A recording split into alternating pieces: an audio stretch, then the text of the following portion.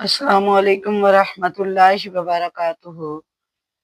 اگر کوئی میری بہن یا بھائی یہ چاہتا ہو کہ علم کی اس کو دولت حاصل ہو اور اس پر علم و ہنر کے دروازے کھل جائیں، تو اس کو چاہیے کہ وہ ہر روز بعد نماز عصر سورت یوسف کی آیت نمبر 22 جو ہے اس کی 41 مرتبہ تلاوت کر لے اور اللہ سے دعا مانگے، تو اللہ تبارک و تعالی اپنے فضل و کرم سے اس کے لیے علم میں اضافہ عطا فرمائے گا اور حکمت کے دروازے کھول دے گا۔